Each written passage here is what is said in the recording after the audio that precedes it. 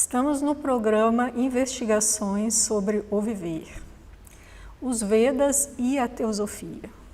Nossa palestra de hoje é sobre como o enfoque teosófico pode auxiliar no estudo dos Vedas e como é a interpretação ou a abordagem que você dá ao estudo dos Vedas muda completamente o seu sentido.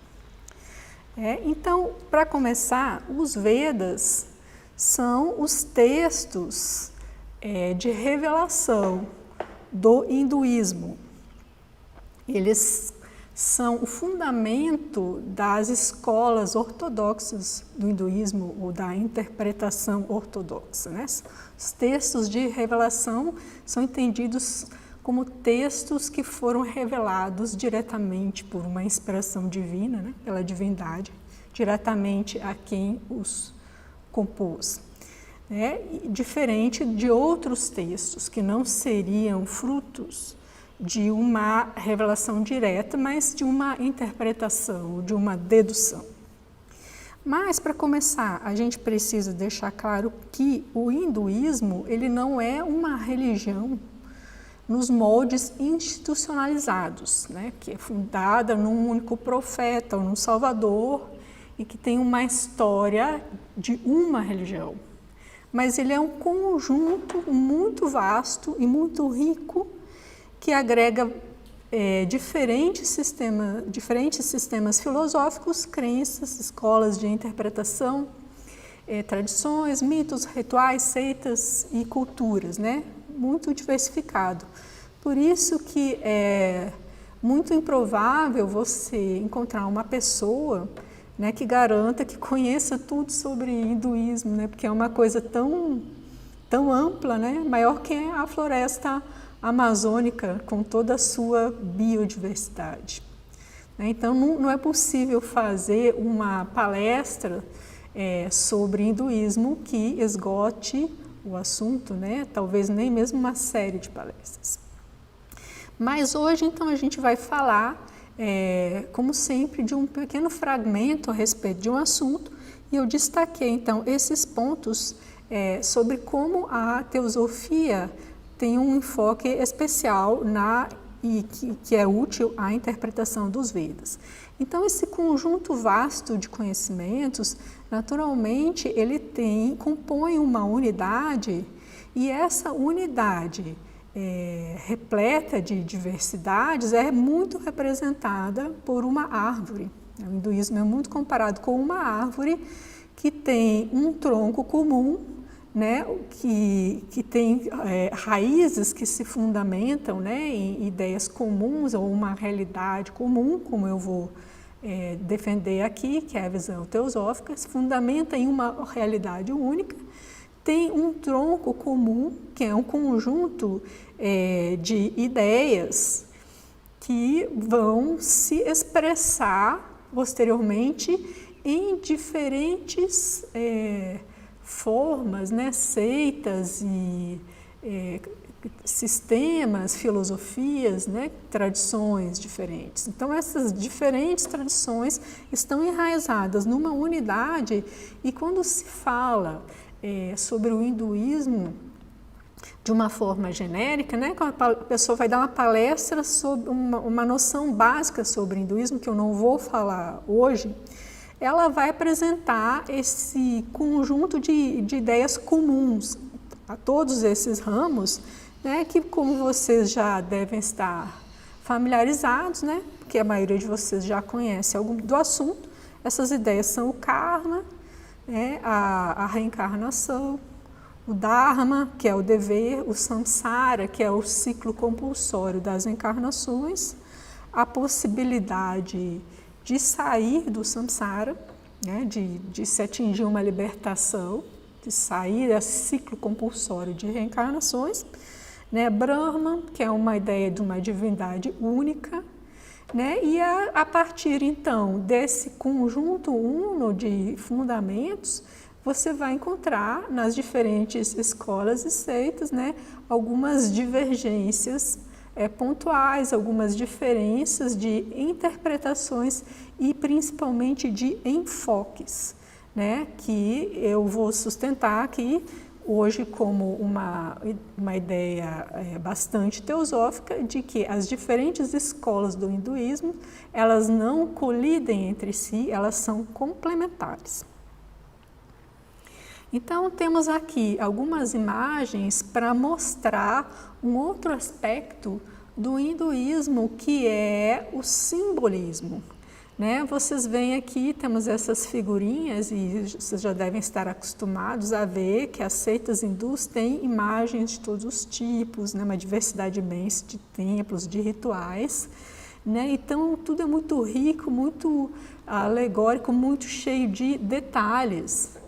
Né? E é importante ressaltar que, diferente das religiões que não são tão diversificadas, que não são, que seriam mais uma instituição única, né?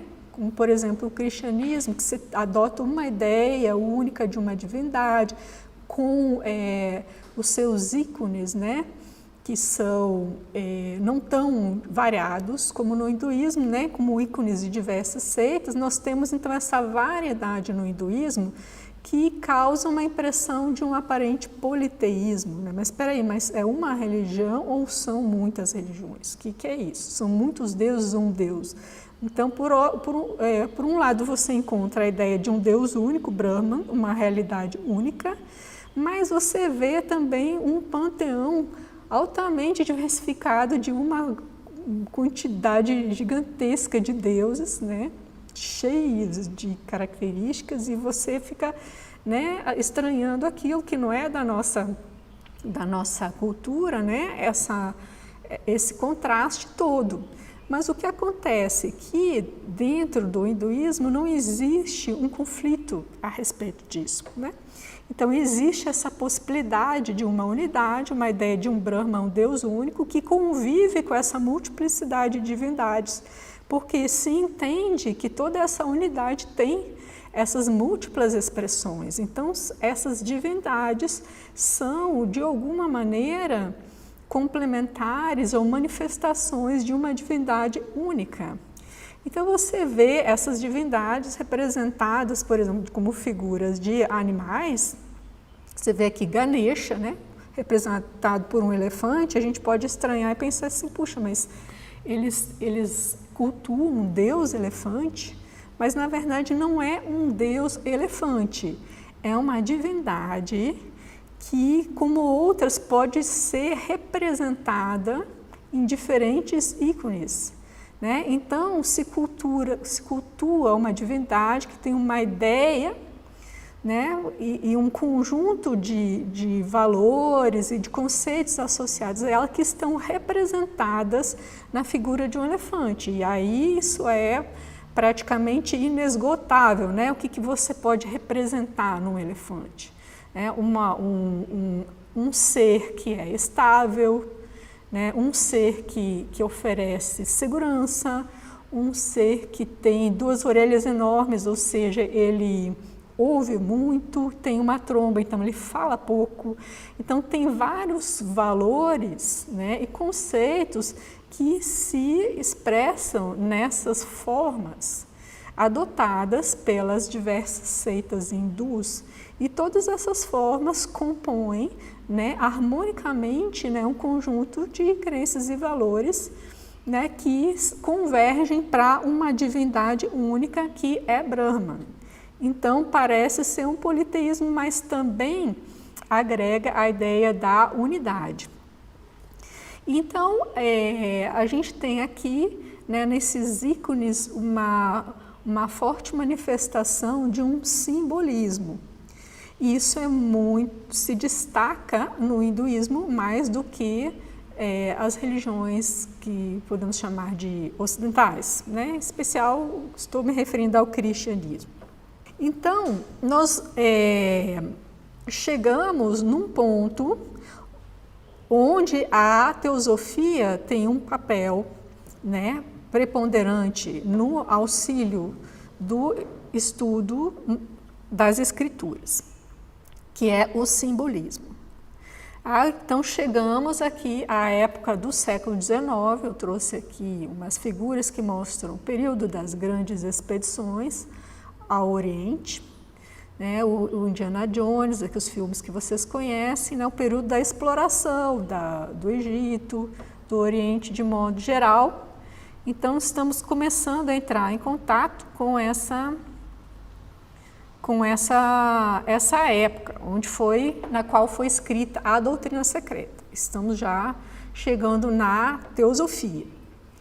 Então eu trago uma passagem da doutrina secreta, volume 1, que é super importante e eu não vejo, assim, em geral, muito destaque sobre essa passagem, mas essa passagem ilustra, ela explica bastante bem por que a doutrina secreta foi escrita no século XIX, né, que a gente sabe foi um século de bastante materialismo, né, havia uma necessidade de se criar uma ideia de fraternidade universal e tolerância, porque duas guerras estavam por surgir, já era sabido, né, que foi a Primeira Guerra e a Segunda Guerra Mundiais, e elas foram antevistas como uma grande guerra.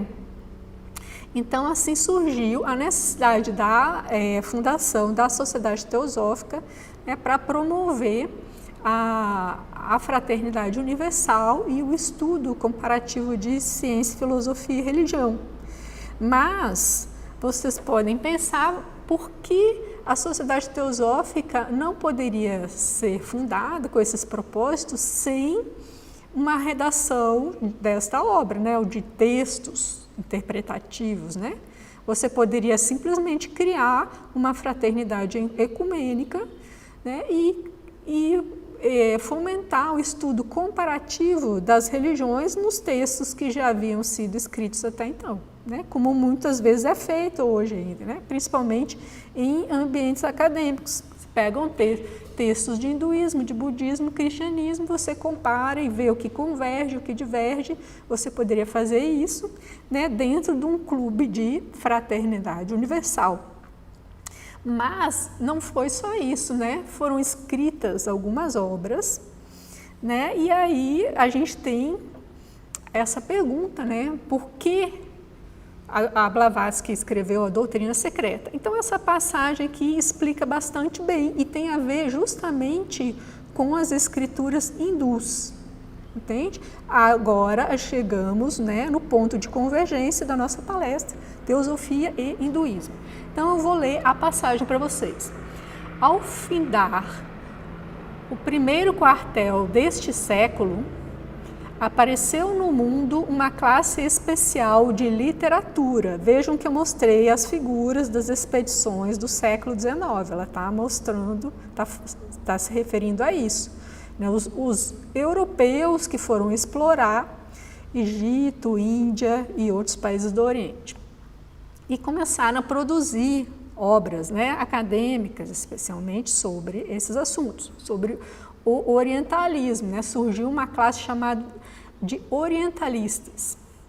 Então, uma classe especial de literatura cujas tendências se foram acentuando mais nitidamente de ano em ano e alegando basear-se em investigações eruditas de sânscritistas, ó, aqui estamos no sânscrito, né? A literatura hindu está em sânscrito, e orientalistas em geral. Então, ela dá um destaque para o sânscrito e demais. Chegou a assumir foros de científica. Religiões, mitos e emblemas da Índia, do Egito e de outras nações antigas foram interpretadas segundo o entendimento que aos simbologistas, ou seja, os acadêmicos europeus, principalmente europeus, lhes aprouve dar.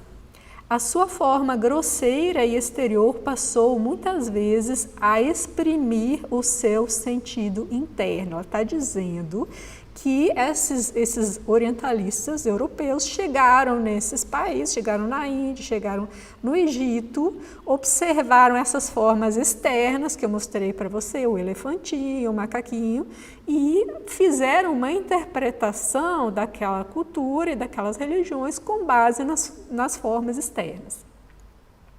E isso suprimia, então, o seu sentido interno que elas se propõem a resgatar.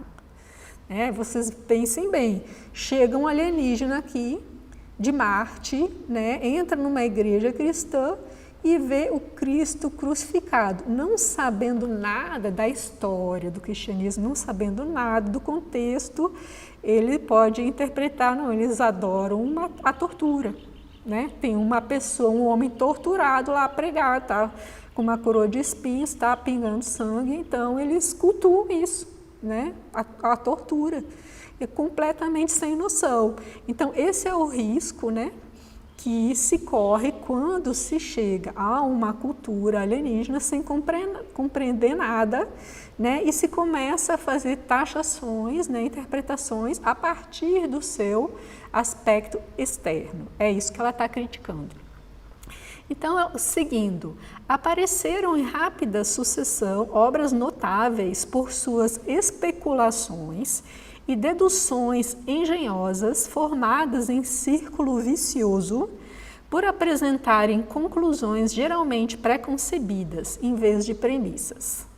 Nos silogismos de vários sábios em sânscrito e em Pali, e assim inundaram as bibliotecas com dissertações muito mais sobre o culto fálico e sexual que sobre o verdadeiro simbolismo e contradizendo-se umas às outras, tá? Fazendo uma crítica a essa produção acadêmica.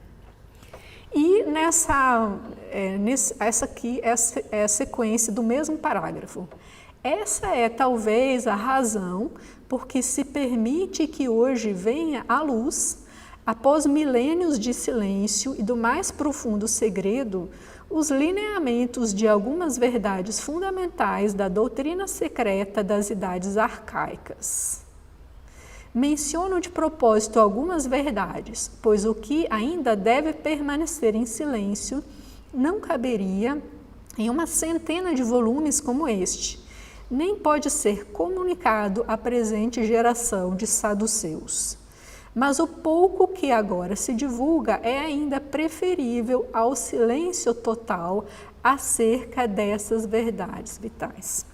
Ou seja, ela diz que a coisa chegou num ponto que permanecer em silêncio seria pior do que tentar explicar alguma coisa, porque veja bem, ela coloca tudo isso num contexto de uma sociedade altamente materialista que estava em pé de guerra, na qual se precisava resgatar valores espirituais, e uma grande parte do arcabouço espiritual, que é essa sabedoria oriental, estava sendo deturpada pelas interpretações de estrangeiros, vamos dizer assim, pessoas que chegaram lá e não tinham conhecimento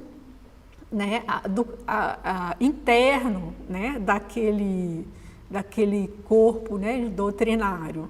Então, ela ela deduz que ela foi convidada a redigir a doutrina secreta em especial para tentar preservar, resgatar o sentido interno desse conjunto, dessa literatura que estava sendo ameaçada. Então, esse provavelmente era o motivo pelo qual ela foi convidada a redigir a doutrina secreta.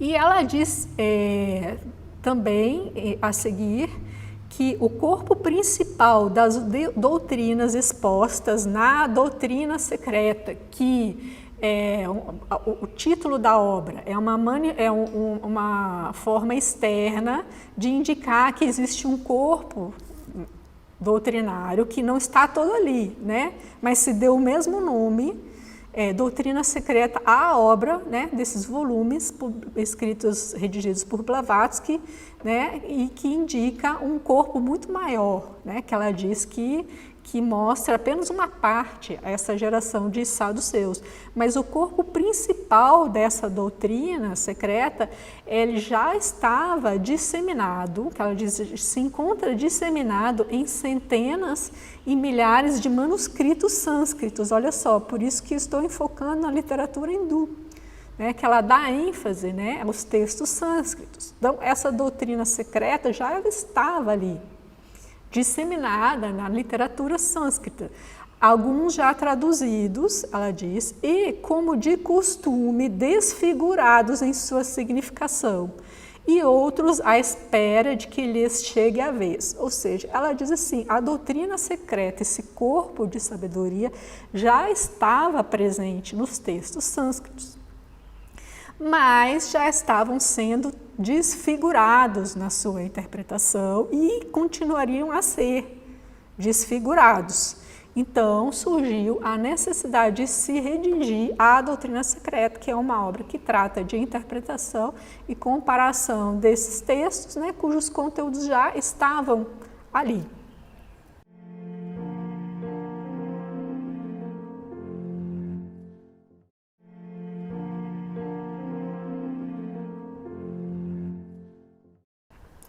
Então, estamos aqui dentro dessa ideia de interpretação teosófica, que é o simbolismo, é o estudo do simbolismo.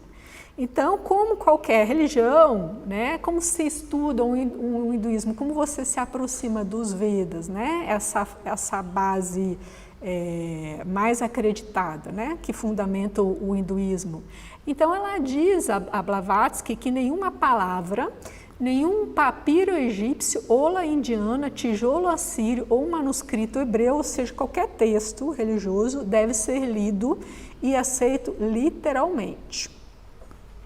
A HPB fala de uma sabedoria antiga que foi propositadamente oculta. Eu não vou repetir isso, mas vocês já têm algum conhecimento de que chegou um ponto que a humanidade, né, inventou os mistérios, porque havia um conhecimento, né, que começou a ser apropriado por pessoas que começaram a fazer mau uso.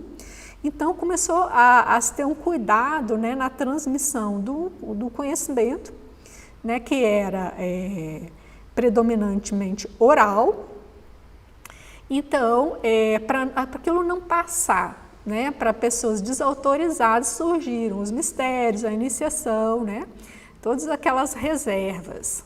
Mas o fato desse conhecimento estar oculto não se refere apenas, né, a essa reserva na transmissão oral, mas se refere também à própria realidade deles estarem já escritos, né, ou mesmo oralmente divulgados em textos de uma forma simbólica, né? Então, o ocultismo tem a ver com uma redação, uma expressão de um texto cujo simbolismo não é evidente, ele precisa ser ensinado com uma chave de interpretação. E também tem a ver com a ideia de que as pessoas que vão ter acesso a essa chave de interpretação são pessoas que vão ter que passar, né, por algum processo seletivo para comprovarem, né, a sua lealdade, a sua boa-fé, para comprovarem que elas não farão mau uso desse conhecimento. Então, ela diz que ocultação não se refere apenas a manuscritos não publicados ou textos em bibliotecas subterrâneas, mas, e talvez mais propriamente, refere-se a textos amplamente publicados na linguagem de mistério, que hoje simplesmente entendemos por simbolismo. Os textos ocultos, então, são, na verdade, os Vedas, a Bíblia Sagrada e todas as demais escrituras religiosas autênticas, tá? Então, ela está dizendo que esses textos que parecem ser super estranhos, né, eles são, na verdade, escritos de uma maneira velada, né? De forma cifrada e precisam de uma chave de interpretação. Agora vocês vejam bem, chegaram lá os acadêmicos europeus no século XIX, não sabiam de nada desse negócio de simbolismo, provavelmente não acreditam até hoje nessa história de mistérios, né, e chaves de interpretação, pegaram os textos na sua forma externa, né, fizeram as suas interpretações, né, e aí ela diz que não dava para deixar do jeito que estava. Então vamos entrar no assunto dos Vedas, falar um pouco, muito pouco sobre os Vedas, para dar uma noção. A palavra Veda significa revelação e deriva da raiz vid, do sânscrito, conhecer ou conhecimento divino. Os Vedas, ou o Veda, que também se fala no singular, são as escrituras hindus, por excelência, fonte do pensamento religioso ortodoxo. Eles são o registro remanescente de uma sabedoria divina revelada aos rishis, sábios de uma antiguidade cuja datação é controvérsia entre os historiadores. A tendência dos orientalistas europeus é de datar o Veda o mais próximo possível da era cristã, porque os ocidentais tendem a interpretar que a razão começou no Ocidente, né? Começou na Grécia, tem uma tendência a puxar para esse lado, né? Enquanto que os eruditos indianos tendem a datar de 4 a 6 milênios antes de Cristo. Mas, olha só, Blavatsky diz que não há sequer 2 orientalistas que concordam sobre a antiguidade dos Vedas, porque ela estima que eles eram ensinados oralmente há pelo menos 25 mil anos. Né? Então, como é que você vai estabelecer uma data? A datação costuma ser feita a partir dos textos, né? Você tem um texto, você consegue aferir por algumas características, não, esse texto é do século tal, esse pergaminho, essa forma de escrever é de tal século, né? Ou você faz uma datação pelo carbono 14, você vai datar o texto na mídia, né? Que é o papel, o pergaminho, mas como a tradição antiga era predominantemente oral, porque os Vedas eles eram ensinados de cor.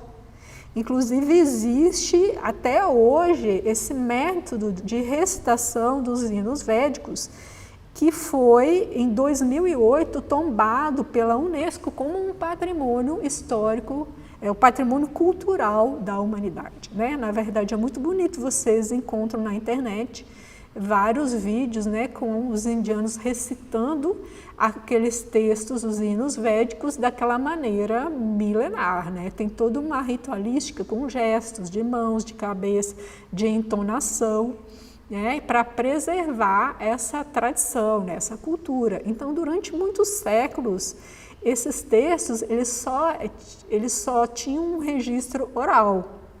Eles eram transmitidos, né, por esse mesmo método de memorização. E só depois de um tempo, então, quando surgiu a escrita e começou a se perder a tradição oral, que isso muito acontece, né? Há uma quebra nas instituições, as coisas começam a se perder, as pessoas se preocupam em registrar aquele conhecimento, né, num papel, porque as pessoas estão morrendo, as instituições estão acabando. Então, chegou um momento que esses textos começaram a ser colocados, esses hinos começaram a ser colocados num papel, em pergaminho, né? Em pergaminho. Então ela diz que durante eras os Vedas e toda a nossa literatura sacra eram considerados sagrados demais para serem escritos e esse ato era na época punido por morte. Apenas os brahmanes tinham acesso a esse conhecimento, mesmo até um longo tempo depois que foram escritos, pois toda essa literatura era uma série de tratados de ciência oculta, com um sentido exotérico, absurdo, ser lido literalmente, e é esse sentido absurdo que ela atribui aos europeus, né, a interpretação a partir do sentido absurdo, e um sentido esotérico sublime quando interpretado com um código secreto. Os iniciados tinham que memorizar o código. Então, vamos mostrar um pouquinho, uma noção muito rápida sobre a organização dos Vedas. Os Vedas são divididos em 4 ramos, conforme a métrica dos versos, e em 4 partes, conforme a ordem que foram escritos. Eu daqui a pouco vou mostrar um quadro para vocês, é um quadro explicativo dessa organização dos Vedas, que segue a tradição, e esse quadro eu tirei então do Instituto de Cultura Védica Sri Aurobindo Kapali Shastri, nesse site veda.com. Então, assim, vou mostrar logo o quadro. Vocês veem que numa sequência de cima para baixo, a gente tem aqui o Rig Veda, o Samaveda, Yajurveda, Atharvaveda. E então, da esquerda para a direita é a ordem, nas colunas, né? É a ordem na qual eles foram escritos. Começa com os Samhitas, que são os hinos. Posteriormente foram escritos os Brahmanas, os Aranyakas e as Upanishads. Então, esse instituto do Sri Aurobindo, né, que tem uma proposta de resgatar o significado interno dos Vedas, né, ele diz que os Samhitas, né, aliás, isso é universal, que os Samhitas são os textos mais antigos, são os hinos, e o Rig Veda, Samhita, os hinos do Rig Veda são os textos mais antigos de todos. A Blavatsky diz que o Rig Veda é o texto mais antigo do mundo. Então, primeiro foram escritos os Samhitas, os hinos védicos, né? Então, segundo o Instituto de Cultura Védica, essa classificação dos livros em Rig Veda, Samaveda e Yajurveda ou Atharvaveda foi feita conforme a métrica dos versos, né? Tem alguns versos que são não métricos, é uma coisa meio misturada, né? Então, o Rig Veda, eles teriam os versos assim com uma métrica mais organizada, né? Que seria uma métrica de versos do tipo Rig. E então os outros são outros tipos de versos. E ele também diz que é muito difícil você fazer afirmações categóricas sobre o conteúdo, né, desses hinos conforme essa classificação, porque ele diz que tem alguns versos do Rig Veda que estão repetidos em outros desses Vedas, né? Então ele diz que é um pouco arriscado você dizer que o Rig Veda é mais ou menos sagrado do que, por exemplo, o Atharvaveda, né? Então ele recomenda ter um cuidado com isso. Então, de uma forma geral, eu coloco essa explicação de que os versos, os hinos são organizados pela métrica dos versos, mas o mais importante são essas colunas que aparecem, né, em sequência da esquerda para a direita, que, segundo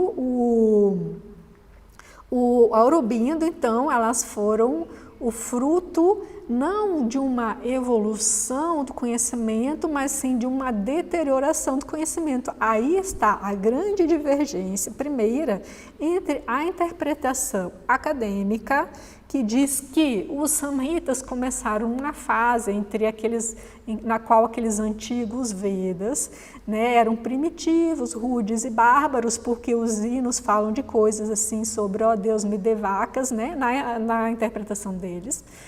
Então, seria um povo muito primitivo e bárbaro. E então, as Upanishads, que seria esse conjunto último no qual existe um conteúdo mais evidentemente filosófico, seria um resultado de uma evolução do pensamento indiano, né? Só que a interpretação do Sri Aurobindo, que combina com a interpretação da Blavatsky, é de que aqueles Vedas primitivos, né, aquele povo que vivia ali no Vale do Indo, eles não eram assim tão primitivos, bárbaros e ignorantes, eles tinham conhecimento oculto, né? Então ele diz que com essa perda dessa intuição e desses métodos de interpretação, eles tiveram que ser reescritos. Então foram compostos numa segunda fase, depois dos Samhitas, foram compostos os Brahmanas. E os Brahmanas, então, eles se propunham a resgatar um conhecimento, né, e colocar aquele conhecimento em rituais. Né? Então, a primeira etapa do trabalho foi o registro dos nomes e os detalhes dos rinos e os rituais, que é o conteúdo da parte inicial dos livros brahmanas. Então, já que se perdeu então, a facilidade, né, o conhecimento sobre a interpretação dos hinos, se colocou alguma coisa do conhecimento na ritualística, para tentar preservar. Né? Então, a partir disso, foi escrita uma terceira seção dos Vedas, que são os Aranyakas. E Aurobindo diz, normalmente esses livros constituem os penúltimos capítulos dos livros brahmanas. Às vezes são livros separados, e Aranya significa floresta. Esses textos foram escritos para aqueles que abandonavam a vida de chefe de família após uma certa idade para viverem nas florestas, dedicando-se à busca espiritual. Ali o simbolismo do ritual, que já estava nos Brahmanas, é aplicado às transformações ocorridas no corpo sutil do aspirante. Então, ele diz que os Aranyakas são textos que tratam das práticas internas, né? Que a gente hoje em dia associa ao yoga, né? As práticas de transformação do corpo sutil do praticante. Então, por fim, né, ele diz que foram escritos as Upanishads, que são os textos finais dos Vedas, né, e que são o fundamento da filosofia Vedanta, que é bastante filosófica, uma das escolas bastante filosóficas da interpretação dos Vedas. Então, as Upanishads, ele diz que surgiram num período em que o ritualismo encobria quase que totalmente o sentido espiritual dos mantras. E elas foram elaboradas com o propósito de resgatar o conhecimento oculto e a essência filosófica dos textos anteriores. Então, vejam bem, ele diz assim, que no início, nos Samhitas, os hinos, o significado oculto daqueles hinos era bastante conhecido. Né? Então, era conhecido como oralmente. Não tinha esse texto de filosofia escrito sobre aquilo, as pessoas sabiam. Como aquilo foi se perdendo, foram escritos os Brahmanas para colocar aquele conhecimento dentro de rituais, para tentar se preservar. Né? E junto com isso, então, surgiram os Aranyakas, que são textos que seriam, né, mais diretamente sobre as práticas internas. E por fim, como tudo aquilo já começou a se perder, até mesmo dentro da ritualística, porque a ritualística começou a ficar de uma maneira mecânica, surgiu a necessidade de escrever os textos filosóficos, né? Que são as Upanishads, que é onde a gente consegue ler, a gente consegue ver mais nitidamente uma filosofia. Então, dentro dessa interpretação de Aurobindo, isso não é o resultado de uma evolução, né, de uma sociedade que era primitiva, bárbara e rude, né, para se tornar uma sociedade que se abriu para a filosofia. Era o contrário. Quando se perdeu a filosofia oral, surgiu a necessidade de se colocar no pergaminho. E é justamente o oposto da interpretação convencional ou acadêmica, né? Então, essa interpretação do Aurobindo é muito, se harmoniza muito bem com a interpretação teosófica de Blavatsky, que diz que aqueles textos iniciais, né, dos Vedas, eles eram profundos, sim, só que eles estavam escritos de forma totalmente simbólica, oculta.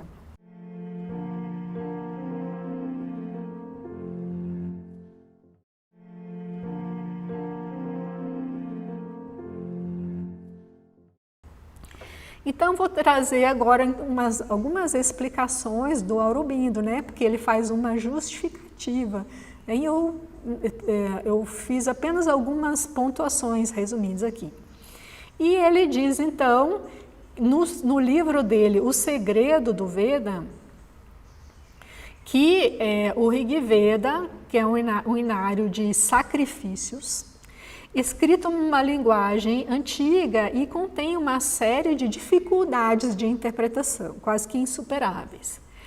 Ele é cheio de palavras antigas não mais usadas e com diversos sentidos possíveis, inclusive palavras importantes que podem mudar o significado de passagens inteiras, hinos inteiros e até de todo o pensamento do Veda. Vejam como é importante você ter uma noção disso antes de começar a estudar o Veda. Né? Se você simplesmente adota cegamente uma abordagem X ou Y, você vai ter uma determinação de que todo o seu entendimento dos Vedas vai ser assim. Né? Então é interessante conhecer pelo menos diferentes aspectos, né? Diferentes abordagens de interpretação para você ter mais liberdade para escolher qual que você vai adotar. Então ele diz que essas palavras, conforme você traduz ou interpreta, muda completamente a interpretação dos Vedas conforme a seleção entre os diferentes sentidos existentes, né, que são possíveis. E ele diz que no curso de milhares de anos houve pelo menos 3 grandes tentativas diferentes para interpretar, né, estabelecer o sentido desses hinos. E uma delas é do tempo pré-histórico e existe apenas em fragmentos dos Brahmanas e das Upanishads. E outra é uma interpretação tradicional de Sayana. Vejam bem esse nome, é um erudito indiano do século XIV, né, e no qual os orientalistas europeus se apoiaram, ou seja, os europeus chegaram lá na Índia e encontraram essa interpretação de um erudito que já era um acadêmico hindu, não era uma pessoa de seitas, né, ou das religiões, né? Ele era um acadêmico, tinha uma visão já acadêmica, fora daquela tradição oral, né, que ocorria dentro dos templos. Então, os europeus chegaram lá na Índia e se apoiaram no acadêmico que tinha lá, né, ou seja, os textos, né, do acadêmico do século XIV. E aí ele diz, então, que essas 2 últimas interpretações, que são a dos modernos eruditos europeus e do acadêmico indiano Sayana, apresentam uma característica comum: a extraordinária incoerência e pobreza de sentido que seus resultados imprimem sobre os antigos hinos. E ele diz que o problema não está nos textos dos Vedas, né? Porque eu acabei de falar que eles foram transmitidos oralmente durante séculos, né? Mas ele diz que os textos dos Vedas permaneceram incorruptos por mais de 2000 anos e ele confia na precisão da memória dos antigos indianos e acha que provável que hoje nós temos os samhitas, ou seja, aqueles primeira coluna, né, de produção de textos em forma de hinos, substancialmente do jeito que ele foi arranjado pelo seu compilador, que ele chama de Vyasa, né? Aí ele diz substancialmente, ou seja, no seu conteúdo, mas não na presente forma escrita. Por quê? Porque a prosódia, ou seja, a técnica de pronúncia do sânscrito védico é diferente da do sânscrito clássico. No entanto, ele diz que os antigos estudiosos, eruditos, tiveram uma preocupação com isso, né? Então, quando eles foram transcrever o texto, né, preservar o texto da forma escrita, eles usaram um outro texto chamado Padapata, que faz uma espécie assim de controle linguístico, né, da pronúncia, né, com o texto escrito. Então, aquela junção que os rishis védicos faziam para combinar as palavras na hora de falar, elas foram cuidadosamente controladas para quando ficassem no papel, né, no pergaminho, no texto escrito, elas ficassem direitinho, ou seja, aquela diferença de pronúncia não alterou a composição dos textos. Então ele diz que o texto dos Samhitas é confiável e quando se depara com dúvidas sobre, ou defeitos nos textos, isso não requer, ele diz, de modo algum o trabalho de correção, entre aspas, ao qual se prestam alguns clássicos europeus, alguns acadêmicos, né? Aí ele fala, quando os hinos nos parecem incoerentes é porque nós não os entendemos. Então, as reservas do Aurobindo são em relação à interpretação dos Vedas, não aos textos em si, né? E ele diz que já nos primeiros tempos da erudição clássica na Índia, a visão ritualística já era predominante. Então, já naquela época, havia se perdido aquele sentido interno que ele tenta resgatar. Né? Então, e porque não havia naqueles eruditos aquela intuição ou a experiência espiritual, né, que poderia ter ajudado a recuperar aquele sentido interno. Né? Então, ele criou um instituto no qual ele se propõe a fazer pesquisas para resgatar o significado autêntico dos Vedas. Né? E ele culpa, então, responsabiliza Sayana, né, o erudito indiano, né, como causador, né, dessa forma de se interpretar, adotada pelos acadêmicos, né, que diz que os significados ritualísticos ali eram comida, sacerdote, doador, riqueza, louvor, oração, rito, sacrifício, né, que a maioria dos objetos eram egoístas e materialistas, e o objetivo do sacrifício, então, é ter comida, riqueza, posses, força, poder, crianças, servos, ouro, cavalos, vacas, vitória, escravos e saque dos inimigos, né, e a destruição do rival e do crítico malevolente. Né? Então, se interpreta, né, nessa versão acadêmica, que os Samhitas têm um inário de uma antiga, primitiva e bárbara sociedade, crua em suas concepções morais e religiosas, rude em sua estrutura social e inteiramente pueril em sua perspectiva do mundo. Tá? O ritualismo que Sayana aceitou como parte de um conhecimento divino e dotado de uma misteriosa eficácia, a erudição europeia aceitou como uma elaboração de antigos e selvagens sacrifícios oferecidos a imaginárias personalidades super-humanas que poderiam ser benevolentes ou malevolentes conforme fossem adoradas ou negligenciadas. Então, eu trouxe dois exemplos, nós temos pouco tempo, trouxe só duas frases nas quais o Aurobindo mostra as possibilidades de interpretação. Né? Então, uma frase do verso de um Rig Veda 1.7.3, fala Gobi, vaca, a palavra Gobi pode significar vaca, água, raio do conhecimento. Adrin, nuvem, força da ignorância. Arayat, destruir. Então, na tradução do Aurobindo, isso significa Indra, que é uma divindade, destrói as forças da ignorância com o conhecimento. Na tradução de Sayana, que é o erudito hindu do século XIV, Indra carregou as nuvens com água. E numa tradução, então, mais moderna, Indra despedaçou o morro para pegar as vacas. Então, vocês veem como muda, né? Aqui temos uma outra frase. Temos uma tradução aqui de Aurobindo que diz: dissipa nossa ignorância usando a luz e as energias vitais.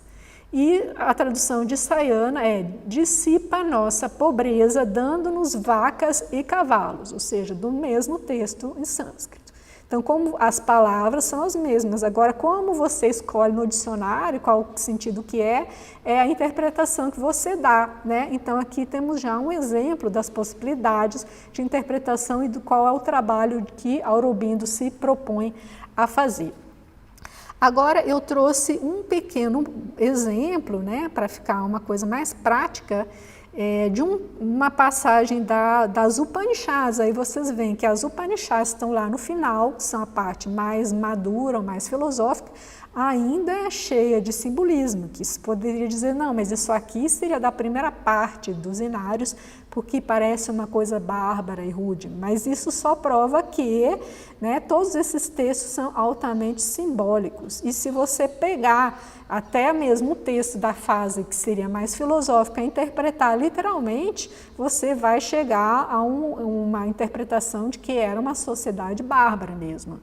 Então eu vou trazer aqui para mostrar um exemplo dos orientalistas europeus, um famoso cientista da religião, Mircea Eliade. Fiz uma pesquisa para aprender a dizer o nome dele. Ele é muito conhecido, né, no meio acadêmico sobre ciências das religiões. Então tem um ritual, né, que está ali escrito numa das Upanishads, que se chama o sacrifício do cavalo, Ashvamedha. Eu pesquisei na internet e vi que esse ritual existe até hoje na Índia como um ritual de prosperidade, e até hoje ele é reproduzido, né? Felizmente descobri que com cavalos de plástico. Então, vamos ver do que se trata esse ritual. Aqui a interpretação acadêmica, vejam só o que o acadêmico fala. O ritual, propriamente dito, dura 3 dias. No segundo dia, após certas cerimônias específicas, mostram-se éguas ao cavalo, atrelam-no a um carro e ao príncipe e o conduzem a um tanque. Numerosos animais domésticos são imolados. Olha só que horrível. Finalmente, o corcel que doravante encarna o deus Prajapati, pronto para sacrificar-se a si mesmo, é sufocado. Isso é verdade, o ritual é isso. Ele está só, por enquanto, só descrevendo, né? Não está interpretando ainda. As 4 rainhas, cada uma acompanhada de 100 aias, passam em volta do cadáver e a esposa principal deita-se ao lado dele, coberta por uma manta. Ela simula a união sexual. Durante esse tempo, os sacerdotes e as mulheres trocam gracejos obscenos. Logo que a rainha se põe de pé, o cavalo e as outras vítimas são despedaçados. O terceiro dia encerra os outros rituais e, finalmente, se distribuem os honorários aos sacerdotes. Estes recebem, além disso, as 4 rainhas ou suas aias. Agora vem a interpretação de Eliade. Lembra do que a Blavatsky falou, né, sobre o falicismo. A união sexual exercia um papel em certos ritos védicos, veja o Ashvamedha. É importante distinguir entre a união conjugal tida como uma hierogamia e a união sexual do tipo orgiástico, que tem por objetivo seja a fecundidade universal, seja a criação de uma defesa mágica. Em ambos os casos, no entanto, trata-se de ritos, poder-se dizer de sacramentos, efetuados em vista de uma ressacralização da pessoa humana ou da vida. Mais tarde, o tantrismo elaborará toda uma técnica que visa a transformação sacramental da sexualidade. Agora vamos a Sri Aurobindo. Tá? Aurobindo diz que essa passagem das Upanishads, que contém esse ritual, é uma das mais profundas e obscuras, de difícil compreensão para a mente moderna, mas ali está a dimensão simbólica do sacrifício do cavalo. Aurobindo diz que a palavra ashva significa ser, existência, substância. E do senso de velocidade e força passou a significar cavalo. O cavalo e o sacrifício, no entanto, são simbólicos. Agora temos um outro yogi aqui, um outro indiano yogi, Swami Krishnananda, que diz que essa Upanishad contém o significado simbólico onde cada parte do sacrifício representa uma parte do cosmos, seguindo um método utilizado nos cultos chamado Nyasa ou localização.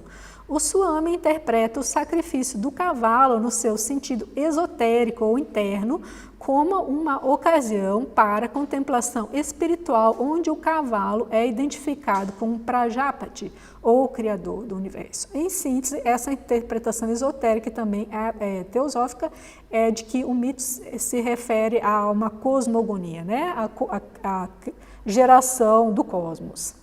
Então, esse é um exemplo da interpretação. Hoje eu não vou entrar na questão das diferentes interpretações das escolas ortodoxas, né? Eu já apresentei em algumas lives, você pode achar com facilidade no meu canal, uma live chamada Cosmogonia na Perspectiva Teosófica, onde eu trato dessa parte da interpretação das escolas teosóficas, né? Mas só para fazer mostrar uma ideia geral, o hinduísmo, então, os Vedas, ele é tratado em diferentes escolas de interpretação, que são 6, né? As 6 principais, são as ortodoxas, né?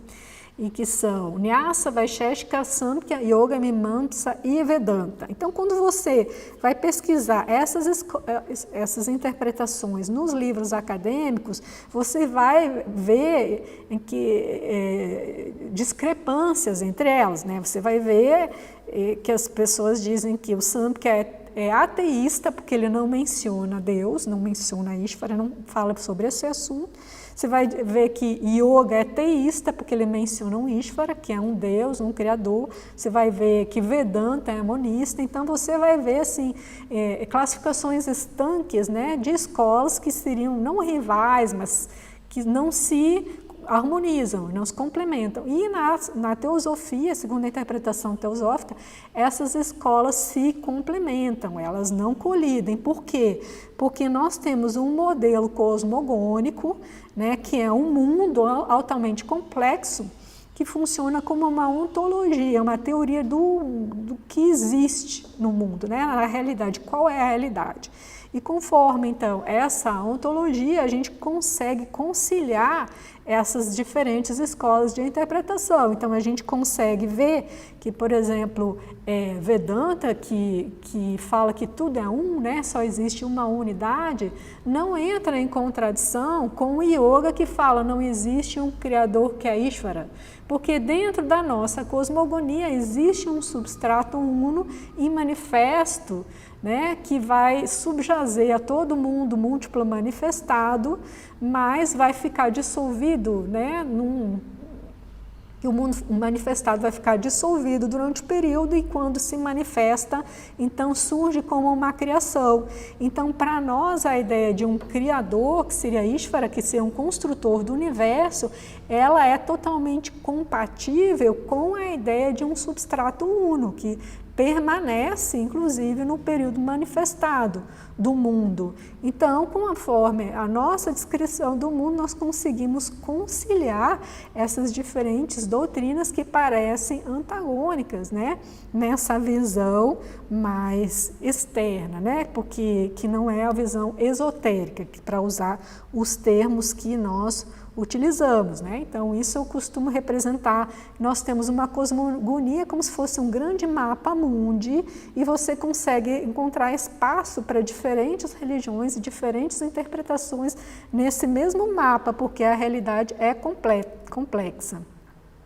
Então, só queria explicar também que quando nós encontramos, né, nos textos teosóficos, em obras teosóficas, uma terminologia que combina palavras de diferentes sistemas, por exemplo, você vai pegar um texto sobre yoga explicado pelo Dr. Taimni, que é um autor, né, bastante respeitado na sociedade teosófica. Ele vai usar palavras que são do sistema Vedanta, vai usar palavras que são do sistema Yoga e vai usar palavras que são do sistema Samkhya, né? Eu já encontrei textos desses eruditos acadêmicos dizendo que a teosofia, por causa disso, seria um sincretismo religioso, né? Eu já li a expressão sincretismo insuportável. Mas, na verdade, não é um sincretismo, porque no momento que nós temos uma realidade que é altamente complexa, nós temos que somar, né, as descrições de uma parte dessa realidade com as descrições de outra parte dessa realidade, com as descrições de uma terceira parte dessa realidade.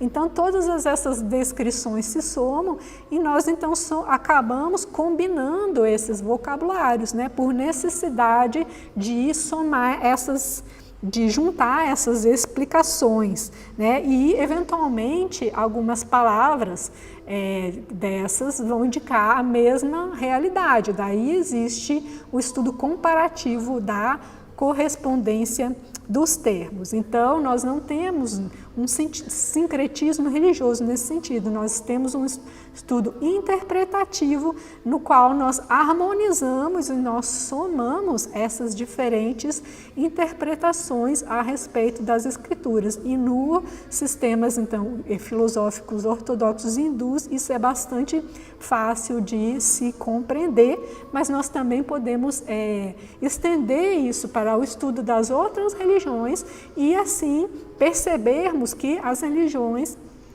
muitas vezes são complementares e têm uma raiz comum, né? Todas as religiões, elas vêm de um mesmo tronco e, por fim, todas as religiões, né, são irmãs. E essa seria, então, a base da fraternidade. Então, muito obrigada pela atenção. Até a próxima.